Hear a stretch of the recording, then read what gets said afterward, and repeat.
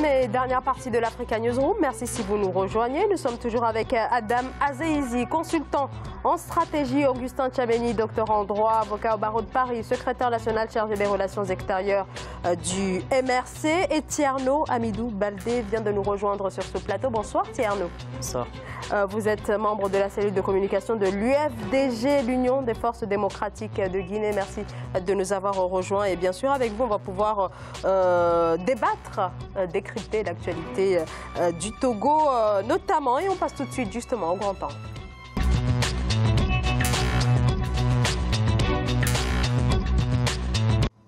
Ils étaient des dizaines de milliers dans les rues de Lomé ce jeudi. Une manifestation à l'appel de la principale coalition de l'opposition. Les revendications n'ont pas changé. Recomposition de la commission électorale, rejet du projet de loi sur les réformes constitutionnelles et refus aussi de participer aux élections législatives prévues le 20 décembre. L'opposition exige une reprise totale de tout le processus électoral. Reportage Aimé Fakoufi.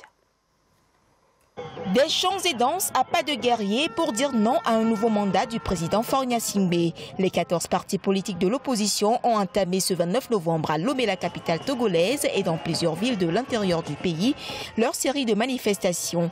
Les protestataires sont déterminés. Ils lancent un appel à la communauté économique des États d'Afrique de l'Ouest. Je voudrais m'adresser au président de la CEDEAO. S'il n'y avait pas l'alternance, vous n'allez pas venir au pouvoir dans vos pays. Nous voulons l'alternance au Togo. Maintenant que Faure quitte le pouvoir, qu'il laisse le pouvoir au peuple et nous-mêmes on va choisir qui nous voulons. Dans les rangs des leaders de l'opposition, on dénote comme un retour dans la rue du Parti national panafricain. Ensemble, ils disent oui au projet de révision constitutionnelle introduit à l'Assemblée nationale par la CEDEAO, mais rejettent le plan de leurs adversaires qui accordent la possibilité au président Faure Gnassingbé de briguer un troisième mandat. Le processus de règlement des crises est en souffrance. La CEDEAO a pris la responsabilité d'aider à régler la crise. Nous en appelons à la CEDEAO pour que, au moment où il faut, des décisions fermes soient prises. C'est l'avenir de 7 millions, de plus de 7 millions d'âmes qui est en jeu. Du côté du parti au pouvoir, l'on entend passer des faces à l'adversaire politique. À l'Assemblée nationale, c'est un blocage qui s'annonce face au vote du projet de révision constitutionnelle de la CEDEAO. Les manifestants, eux, entendent poursuivre leur mouvement jusqu'à satisfaction de leurs revendications. Alors, donc, reprise des manifestations avec ce mot d'ordre, le boycott des élections législatives du 20 décembre. Alors, ce n'est pas la première fois que l'opposition togolaise procède à un boycott des élections. Ce fut le cas déjà dans les années 90, mais aussi en 2002. Alors, en tout cas, là, le Togo se prépare à une révision de la Constitution. Adam Azeizi, est-ce que ce boycott ne fait pas finalement le jeu du pouvoir ? Faut chercher les motifs de ce boycott. Donc c'est un boycott qui vient suite à l'appel du mouvement C14 qui est la principale coalition d'opposition et qui essaye de pointer les limites aujourd'hui de la réforme du processus électoral et selon eux la non-préparation suffisamment des prochaines échéances. Donc aujourd'hui le mouvement pointe d'une part le fait qu'il y a une feuille de route qui a été dessinée par la CEDEAO avec notamment parmi les principaux points c'est le non-cumul des mandats et la réforme de la Cour constitutionnelle. Aujourd'hui le point principal qui est bloquant c'est que avec la réforme du non-cumul de mandats, c'est-à-dire 2 mandats maximum par président, le président actuel Faure Gnassingbé a encore l'opportunité de se présenter encore pour 2 mandats, ce qui est assez comment dire, dérangeant pour l'opposition.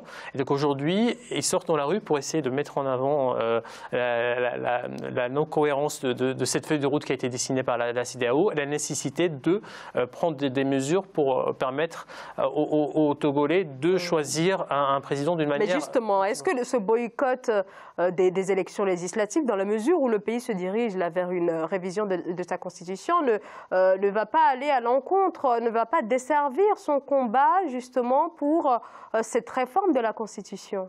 Alors, moi je pense que le boycott est une méthode assez souvent employée pour les luttes politiques en Afrique, mais qui, au fil du temps, a révélé son incapacité à faire changer quoi que ce soit. Déjà dans le cas du Togo, on a bien vu que quand bien même il y aurait boycott de la coalition de l'opposition, il y a quelques candidatures indépendantes qui se sont déclarées, et avec cela, le parti présidentiel va aller à l'élection et va gagner haut la main, et dira quand même que c'est démocratique. Donc voilà, je pense qu'il faut aujourd'hui repenser les méthodes de lutte, et moi je pense que, pour répondre à votre question, donc le boycott pour moi n'est pas efficace. Et ensuite, sur le nœud du problème au Togo, il y a une difficulté qui est très manifeste. Ce n'est pas tant le fait que Gnassingbé peut se représenter 2 fois, puisqu'on a révisé la Constitution, du moins dans le projet de révision constitutionnelle, on prévoit une limitation du nombre de mandats, sauf qu'ils auraient souhaité que cette limitation soit rétroactive, c'est-à-dire que s'applique au président actuel. Qui doit donc partir en 2020. Voilà, qui ne peut non, voilà. Donc ils auraient souhaité cela. Alors, évidemment, évidemment, il y a un principe juridique qui fait que la loi ne s'applique que pour l'avenir. C'est vrai. Mais rien n'exclut, puisque le pouvoir constituant est souverain et libre de faire ce qu'il veut, on est en mesure de dire dans la Constitution que cette loi ne s'appliquera, ou alors on peut dire très bien que cette loi s'applique également au mandat qui a commencé, les temps, etc. Donc, on peut très bien dire aussi que le gouvernement actuel ne pourra pas se prévaloir de bénéfices de l'application. On peut dire, il y a tellement de formules pour faire en sorte que que la volonté de l'opposition soit respectée. Thierno Hamidou Baldé. Alors, moi, je pense que le boycott n'est pas mauvais en soi. L'essentiel, c'est la finalité. Et je pense que le fait de participer encore ne permet pas souvent de créer une alternance. D'ailleurs, si dans les dernières élections, ils n'ont pas boycotté, qu'on arrive à ce processus électoral qui est quand même très compliqué, c'est pour dire encore participer à des élections simplement alors qu'on sait que le processus est complètement vicié, c'est perdre de la crédibilité parce que les populations, au lendemain, tu contestes un processus électoral, tu demandes une reprise du processus électoral, toi-même tu sais que le processus est vicié du fichier électoral, ensuite la CENI, de la Cour constitutionnelle quand même qui va juger le contentieux électoral, jusqu'au niveau des pouvoirs publics qui vont essayer de tout faire pour faire gagner le parti au pouvoir, finalement tu te retrouves avec un score qui ne représente pas ton poids électoral. Alors tu vas dire quoi à la population? Alors que tu as participé, tu savais exactement, peut-être, tu aurais peut-être 10 députés, alors qu'il y a un maximum de poids électoral représentatif de la population. Je pense qu'il faut encourager l'opposition, notamment togolaise, de continuer son combat. Peut-être que l'aboutira, il y a une forte mobilisation au niveau du Togo, peut-être que l'aboutira à empêcher le processus électoral. Et c'est dommage notamment que dans nos pays en Afrique, à la veille des élections, on arrive toujours, notamment que les problèmes, notamment, ne sont pas résolus. Je pense que ces problèmes ont été relevés dans le temps, donc ça fait très longtemps, ça fait plus d'1 année, on en parle de ces élections et notamment de tous les problèmes, tout a été soulevé. Du fichier électoral de la CENI, toutes ces réformes n'ont pas été faites à temps. Pourquoi? Parce que le pouvoir politique a fait en sorte qu'il faut attendre jusqu'à la veille des élections et que les gens n'ont plus le temps de mettre en œuvre les réformes. Alors, mais on se souvient quand même qu'en 2002, c'était un petit peu le même scénario. Et voilà, en 2002, l'opposition avait boycotté les élections. Et puis ensuite, le pouvoir actuel a pris le contrôle au Parlement et a pu réformer la Constitution. Et on connaît les conséquences, voilà, encore aujourd'hui. Le boycott est gênant. Je vais juste, moi, je condamne surtout la CEDEAO. Je ne suis pas d'accord avec notamment le fonctionnement de la CEDEAO. Je pense que la CEDEAO ne fonctionne pas de façon démocratique.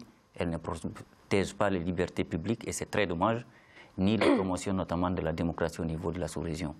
Au niveau africain, ça c'est autre chose.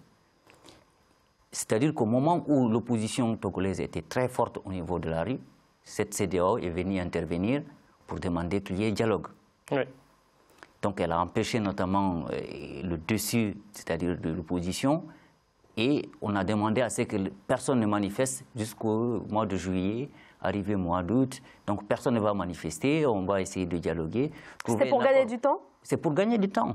Ils ont permis au pouvoir de gagner plus de temps C'est-à-dire que peut-être si les gens continuaient dans la rue, un mois après, ils auraient obligé le pouvoir exécutif à céder. Je ne comprends pas votre point, c'est-à-dire que vous privilégiez la confrontation dans la rue au dialogue? Non, ce n'est pas simplement la confrontation. Il faut que ça soit de la responsabilité. La CEDEAO ne peut pas dire aux gens arrêtez les manifestations, venir trouver un accord et être là sans que l'accord soit appliqué et qu'ils viennent au dernier moment. Et je vis leur dernier communiqué condamnant que les gens n'en parlent pas. C'est comme si on commence à interdire les manifestations à la veille du processus électoral, à la veille des élections. Ce n'est pas normal. Ils allaient faire en sorte que ce qu'ils avaient décidé au niveau de la CEDEAO soit appliqué. Et ça, il n'y a pas de loi au niveau de en tout cas, il n'y a pas de bonne volonté d'application des décisions de la CEDEAO. L'accord qu'il soit signé en interne, qu'il soit signé, qu'il y ait notamment des acteurs sous-régionaux ou internationaux, souvent on arrive au niveau de l'opposition qu'il n'y a pas de moyen de recours. Madame Aziz, aujourd'hui, je pense que vous avez dû parcourir la feuille de route de la CEDEAO pour le Togo. Les engagements qui ont été pris vont dans le bon sens aujourd'hui. Et aujourd'hui, Alpha Condé et le président ghanéen travaillent en tant que facilitateur avec notamment le président Bouhari, qui est aujourd'hui président de la CEDEAO, pour essayer d'implémenter cette feuille de route. Le problème qui se pose aujourd'hui, la feuille de route, je pense que même l'opposition aujourd'hui qui est dans la rue est en accord avec cette feuille de route. C'est plutôt ses modalités d'application et la vitesse avec laquelle elle va être implémentée. L'accord a été signé, ils sont d'accord. L'accord a été signé, c'est qu'ils sont d'accord. Mais le problème, c'est la non-application de l'accord. C'est le temps que cela prend. Non, ce n'est pas le temps. C'est la non-application. C'est une question de mauvaise foi politique. Ce n'est pas une question de temps.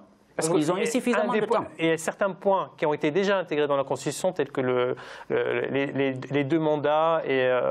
Je pense tout cela. Mais ce nouveau texte reprend quand même le texte de 2017 qui était au cœur même de la crise. Je pense que nous sommes des démocrates. Oui. Un président de la République pour un passé comme le Togo, une famille qui a dirigé pendant longtemps. Je pense que M. Gnassingbé, il a eu suffisamment notamment de moyens, ou en tout cas de prospérité, pour quitter le pouvoir. Pourquoi s'éterniser au pouvoir? Pourquoi parler notamment, et que ça soit un blocage à cause notamment de dire qu'à la fin de ce 2e mandat, je parle. Ça devrait être, même pas une loi, mais une question de dire que l'alternance démocratique, c'est quelque chose qui est de la vitalité d'un État. S'il vous plaît, Zahra, donc, moi je vais juste revenir sur le boycott. Il y a rapidement déjà dire par rapport à ce que vous dites que M. Gnassingbé a suffisamment de prospérité au parti. D'ailleurs, on n'accède pas au pouvoir pour avoir de la prospérité. C'est pour faire là. Si je l'ai dit simplement, c'est parce qu'il a tellement de moyens pour dire que voilà, j'ai bien compris que... Non, c'est parce qu'en Afrique, le pouvoir est essentiellement alimentaire que vous dites ça. Mais en réalité, c'est parce qu'on a détourné la fonction du pouvoir. On accède au pouvoir pour travailler, c'est la première chose.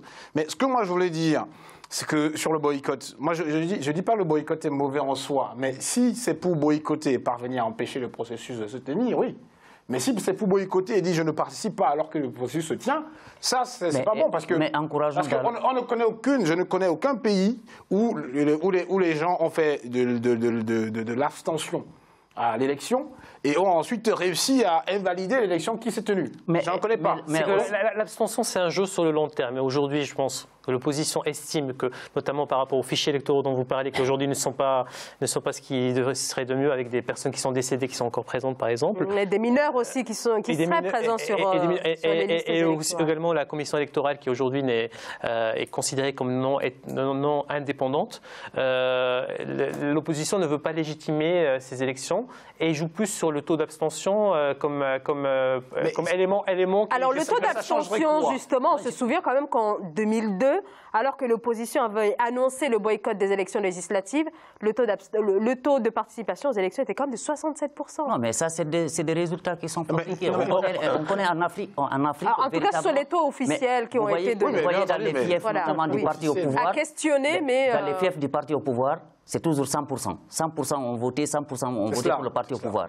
Donc il n'y a pas véritablement un instrument qui mesure la véritable représentativité ou le suffrage réellement exprimé. Mais toutes ces élections sont des élections. Si vous permettez sur cette question-là. Je vais juste notamment dire qu'il faut encourager notamment l'opposition togolaise parce que aujourd'hui elle se mobilise dans le but d'empêcher les élections. Je pense que c'est ce qu'il faut encourager. Oui, mais c'est cela. Le processus est complètement vicié. C'est-à-dire que nous sortons actuellement du Cameroun avec un processus électoral qui a été vicié Et le parti que je représente a remporté et qui n'a pas pu accéder au pouvoir.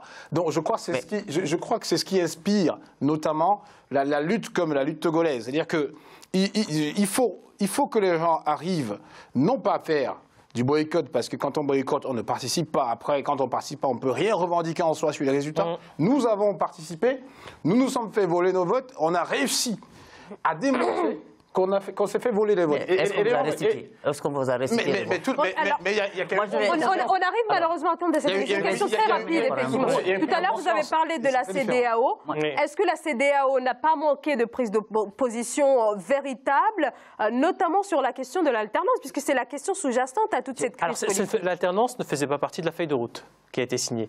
Mais c'est la question quand même sous-jacente à la crise togolaise. La feuille de route n'était pas rétroactive, mais s'appliquait sur les mandats à venir. Donc ça faisait partie peut-être des éléments de négociation qui peut-être auraient dû être... Mais il y a une autre façon de régler cela.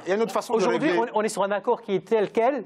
Et donc je pense que l'opposition doit s'engager dans ces échances. Et on va se retrouver ici pour dire que je revendiquais, ils sont partis notamment à la... Augustin Tchameni. Il y a une façon de régler cela qui est très simple. Si les gens étaient en mesure aujourd'hui d'avoir confiance en leur vote, ils ne craindraient pas que Yacine et Damien Parsi le feraient partir. Donc, moi, je pense qu'il faut se focaliser sur la transparence du processus, et ça passe par la recomposition, et ça fait partie de vos luttes, par la recomposition de la commission électorale, puisqu'elle est dite indépendante, mais elle n'en est pas, puisque quand je regarde les articles 27, 28 et suivants du code électoral togolais, je vois très bien que la commission locale indépendante, où tout se joue d'ailleurs sur le recoupage des votes, est composée de 7 membres, et dans ces 7 membres, vous avez un magistrat, vous avez un membre qui est désigné par l'administration et 2 membres qui sont désignés par la majorité parlementaire. Ce qui veut dire que d'ores et déjà, donc la question de l'indépendance de cette institution se pose clairement. Mais si on part sur une question de vote, à chaque fois, l'opposition sera mise en... Alors, en 5 secondes, Thierno. Juste pour dire que l'opposition togolaise a fait une grosse erreur de prendre comme président et chargé des négociations M. Alpha Condé, qui n'est pas un bon exemple en Guinée. Et la deuxième des choses, c'est que les oppositions africaines... Alors, ce n'est pas l'opposition togolaise qui a choisi... Bon, il devrait le rejeter. C'est un facilitateur de la CEDEAO. Il devrait le rejeter directement. Il devrait le rejeter. Deuxième des choses, c'est qu'il manque notamment une plateforme des oppositions en Afrique. Je pense que ce qui arrive à l'opposition togolaise, c'est ce qui est arrivé à l'opposition guinéenne. Ils auraient tiré les leçons pour savoir que les dialogues avec des signatures soient d'accord, que ça soit notamment couvert avec notamment la communauté internationale, ça ne servira à rien parce que ça ne sera jamais appliqué. Vous décriez la CEDEAO, mais je pense un petit peu à tort, parce que la CEDEAO a quand même réussi déjà par 2 fois, de manière spectaculaire, à restaurer le pouvoir au Libéria et en Sierra Leone, et ça c'est grâce à la fraction anglophone de la CEDEAO. Alors, on arrive malheureusement au terme de cette émission. S'il vous plaît. Merci beaucoup. Alors, on arrive malheureusement au terme de cette émission, et je voulais également signaler aux téléspectateurs que, voilà, on parlait tout à l'heure de la CAN 2019 et de ce retrait de l'organisation au Cameroun. Eh bien, c'est confirmé. La décision a été confirmée il y a quelques minutes. Donc, le Cameroun n'organisera pas la CAN 2019. On aura bien sûr l'occasion d'en parler au cours de nos prochaines éditions. Fin de cette émission. Merci, messieurs, de m'avoir accompagné ce soir. Adam Azeizi, je rappelle que vous êtes consultant en stratégie. Augustin Tchameni, docteur en droit et avocat au barreau de Paris, secrétaire national chargé des relations extérieures du MRC. Thierno Hamidou Baldé, membre de la cellule de communication de l'UFDG, l'Union des forces démocratiques de Guinée. Et un grand merci également à José Douglas, journaliste sportif d'Africa 24, qui nous a accompagnés dans la première partie de cette émission. Et merci à vous, bien sûr, de nous avoir suivis. Merci de votre fidélité. J'aurai le plaisir de vous retrouver lundi. Très belle soirée. Merci.